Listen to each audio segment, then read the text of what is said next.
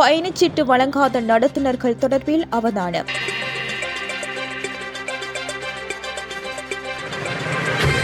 பயணச்சீட்டுகளை பயணிகளுக்கு வழங்குவது தொடர்பில் நேற்று மாத்திரம் 217 பேருந்துகள் சோதனைக்கு உட்படுத்தப்பட்டதாக மேல் மாகாண வீதி பயணிகள் போக்குவரத்து அதிகார சபை தெரிவித்துள்ளது. அவற்றில் பயணச்சீட்டுகளை வழங்காத 18 நடத்துனர்களுக்கும் பயணச்சீட்டு இன்றி பயணித்த 5 பயணிகளுக்கும் அபராதம் விதிக்கப்பட்டதாக அந்த சபை குறிப்பிட்டுள்ளது. மேல் மாகாணத்தில் பயணிகள் போக்குவரத்தில் ஈடுபடும் பேருந்துகளில் பயணச்சீட்டுகளை வழங்காத நடத்துனர்கள் மற்றும் பயணச்சீட்டு இன்றி பயணிக்கும் பயணிகளுக்கு அபராதம் விதிக்கப்படும் என அறிவிக்கப்பட்டது. இந்த சட்டம் மேல் மாகாணத்தில் கடந்த 1ஆம் தேதி அமலுக்கு வந்ததோடு இது தொடர்பில் கடந்த 2 வாரங்களாக பயணிகள் மற்றும் பேருந்து நடத்துனர்களுக்கு தெளிவூட்டும் நடவடிக்கை முன்னெடுக்கப்பட்டது. எனினும் நேற்று முதல் அந்த சட்டம் கடுமையாக அமல்படுத்தப்படும் என்பதுடன் எதிர்வரும் நாட்களில் சுற்றுவளைப்புகள் இடம்பெறும் எனவும் சட்டத்தை மீறுபவர்களுக்கு எதிராக அபராதம் விதிக்கப்படும் எனவும் மேல் மாகாண வீதி பயணிகள் போக்குவரத்து அதிகார சபை தெரிவித்துள்ளது. இந்த விடயம் தொடர்பில் கருத்து வெளியிட்ட அந்த அதிகார சபையின் தலைவர் காமினி ஜெயசிங்க தெரிவிக்கையில்,